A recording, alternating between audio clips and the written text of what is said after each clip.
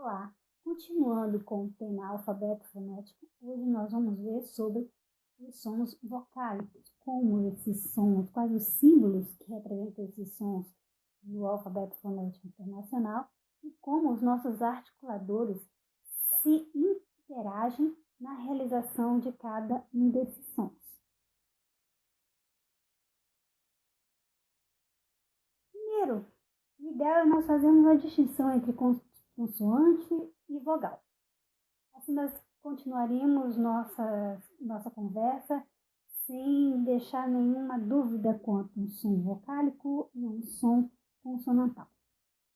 Bom, segundo Ramírez, originalmente as vogais são um som que pode ser pronunciado sozinho e as consoantes não podem ser pronunciadas sozinhas.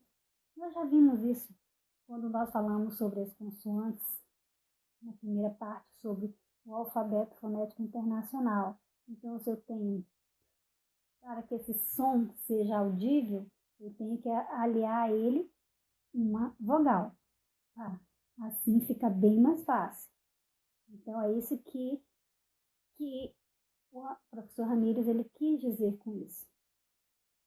Pike, ele retrata a seguinte definição para as vogais e consoantes. Consoantoide se adapta à vogal. E a vogal ela influencia na articulação das consoantes ou contóides. No caso, K, bu e quilo, o K, eu realizo com os lábios estendidos. Com A, K, essa realização se mantém dos lábios. No caso de quilo, o K, que era realizado mais estendido, ele se articula para se adaptar à vogal adjacente. Então, eu tenho ki, ka, ki. O K, ele é realizado um pouquinho mais atrás, no nosso véu palatino. O I, ele é mais à frente. Então, o de quilo, K, ele se realiza um pouco mais à frente na boca. Na articulação não há impedimento total ou parcial do A, como nas oclusivas ou fricativas. Nas vogais, nenhum impedimento. A, E, I, O, U. A forma dos lábios se adapta à vogal que segue. A forma dos lábios distingue as vogais em arredondadas e não arredondadas. Vamos lá. No exemplo IFU, os lábios, no caso do I, se mantém. I. No entanto, o F, que é uma realização mais estendida pelos lábios, ele se adapta à vogal arredondada U. Então, nós temos o U se adaptando à vogal adjacente. O FU, nós temos o início e o final, ok? O FU também se adapta.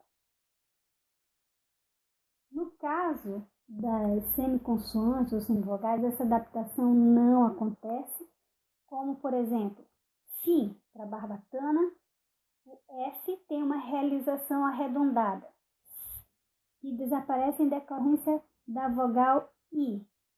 F, fi, perdeu o arredondamento. Win, significando ganhar, o arredondamento da semivogal, ou semiconsoante, permanece diante de I. Win.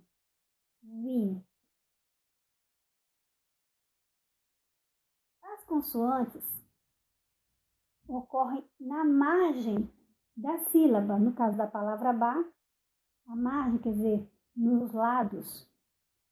Já as vogais, elas ocorrem no núcleo da sílaba, bar, bem no meio da sílaba, entre as consoantes. Mas existem também consoantes que são silábicas em algumas línguas do mundo, como a Manjak, no Atlântico, Mko, quer dizer árvores. Tem curta duração, a contóide, Já a vocoide tem uma duração muito maior. Vogais. De acordo com Chomsky e Halley, uma vogal é um segmento mais silábico e menos consonântico, quer dizer, ela atua como sílaba e não atua como uma consoante. Assim, uma vogal é definida por traços que evidenciam que não há oclusão ou constrição no conduto oral e que é silábica. Quer dizer, sem obstrução, a passagem do ar é livre, sem impedimento algum, e se mantém no centro da sílaba, ela é silábica. As semivogais ou semiconsoantes não apresentam obstrução nenhuma, ye, wo, não apresentam obstrução nenhuma, mas também não ocupam o núcleo da sílaba. Temos aqui o quadro vocálico. E as vogais são classificadas quanto a traços maiores. Quais são eles? No eixo vertical, como está a boca, tá? No eixo vertical. Se ela está fechada, meio aberta, ou se ela está totalmente aberta. No eixo horizontal, nós temos onde está a língua. Se ela está mais anterior, central ou posterior. Isso quer dizer movimento de indo para frente e para trás da língua, ok? Temos também o arredondamento ou não arredondamento das vogais. No lado direito, nós temos as não arredondadas. Já no lado esquerdo, desculpem, nós temos aqui as não arredondadas. Já do lado direito, as arredondadas.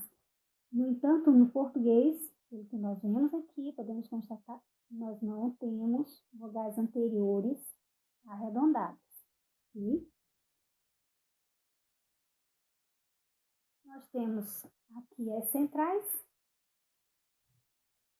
arredondadas, não arredondadas e arredondadas, não arredondadas e arredondadas nas posteriores. Quanto às posteriores, nós só temos vogais arredondadas, ok?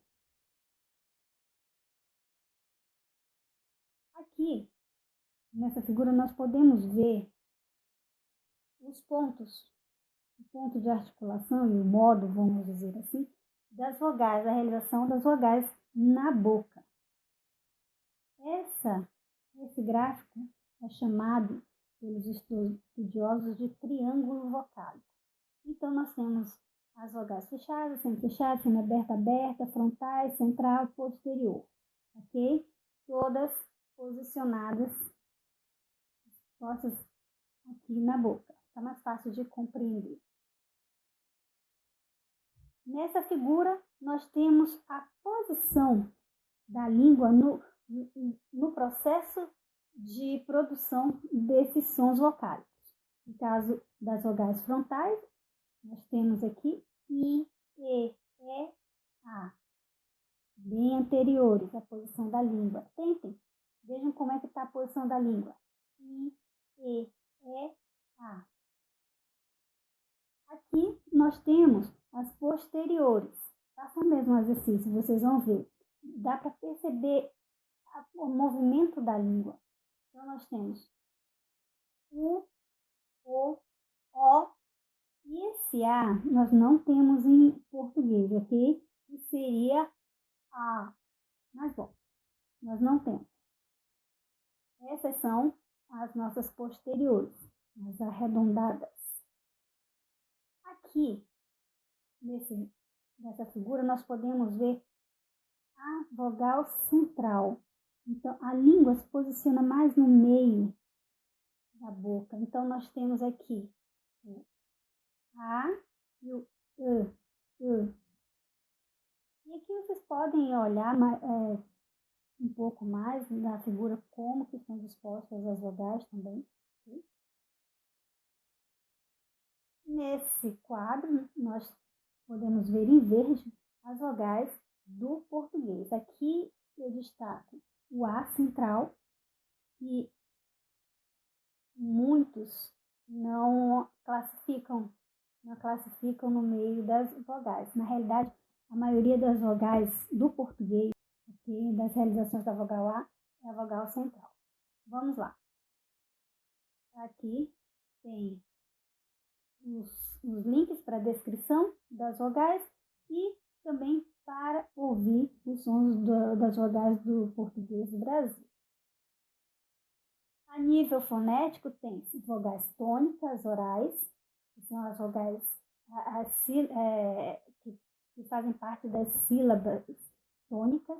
No caso, são essas: pipa, pelo, pela, pato, polo, povo, pula.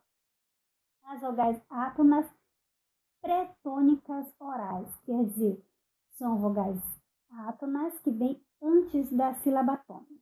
Então, aqui está a nossa sílaba tônica: politicagem, metralhar, matraca, molhado, urubu.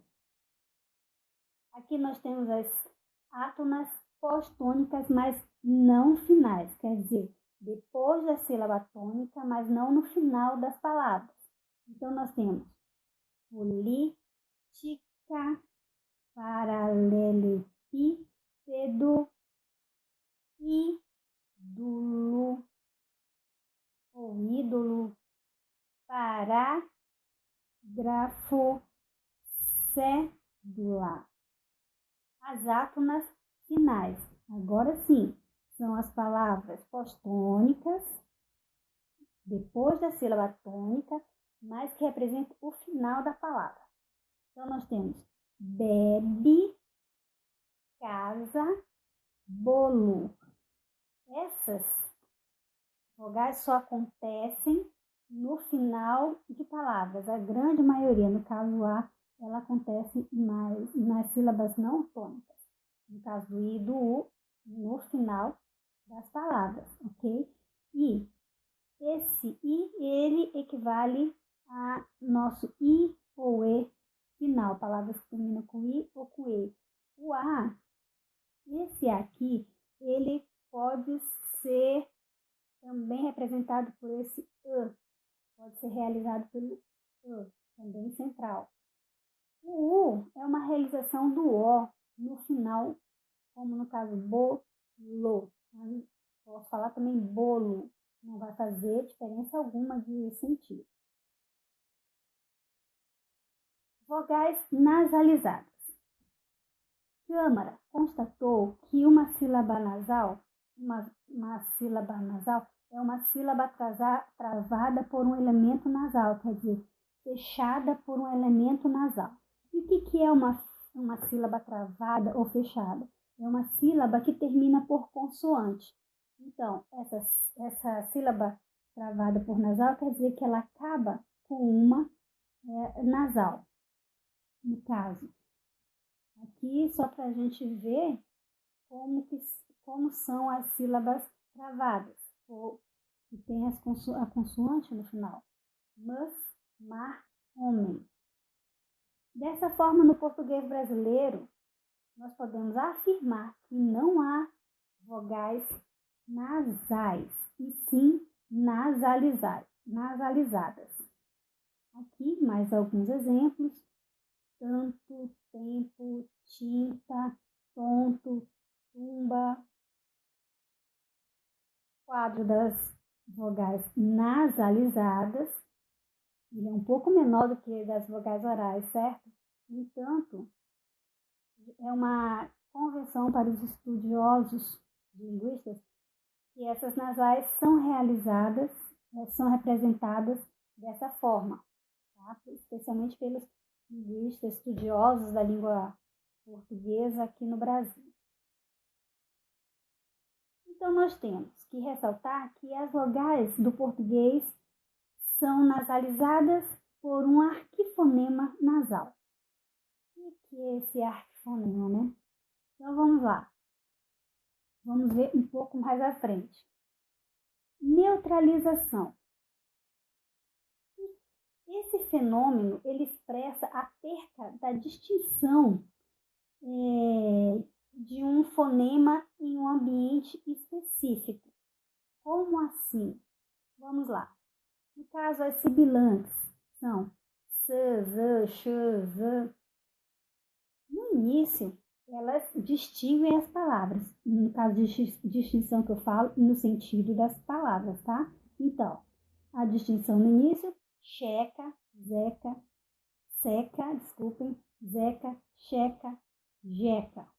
Também ocorre a distinção no meio de palavras, no caso, asa, aça, acha, haja.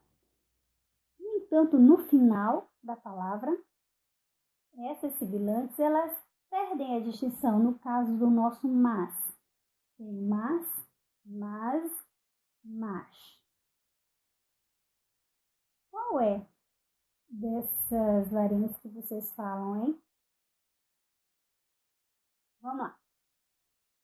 No caso das vogais, nós temos distinção no início de palavras, no caso do oi, do u, oi, ui, tá? Checa, jeca, ok?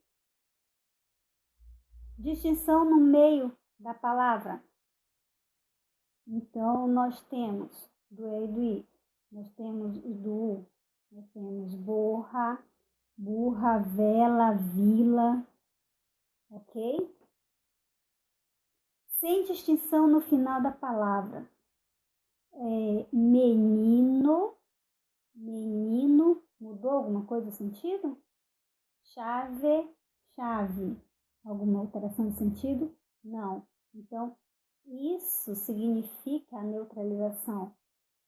Você pode falar tanto o ou u no final, mas o sentido permanece o mesmo, como você pode falar e ou i no final da palavra, o sentido também permanece o mesmo. Foi neutralizado.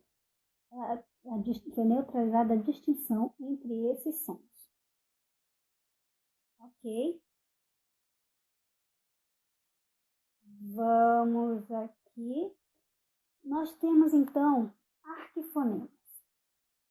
O que é o arquifonema? Ele é o resultado da neutralização entre dois ou mais fonemas. Vocês viram que o O, e o U, e o E e I, eles se neutralizam no final de palavra. Então, o arquifonema é o resultado dessa neutralização. E essa neutralização gera esse arquifonema. Esse fonema ele é representado por letras maiúsculas. Aqui nós temos para sibilantes, no caso s, z, sh, z, o S maiúsculo. No caso das róticas, nós temos o R maiúsculo. Nos casos das nasais, nós temos o N maiúsculo. Para as vogais, há quem diga que tem o arquifonema para as nasais e quem não concorde. No entanto, se o arquifonema é o resultado da neutralização, nós temos também neutralização nas vogais. Então, aqui o arquifonema para as vogais. Para aprofundar o assunto, acessem esse site, tá? O assunto sobre as vogais e até breve.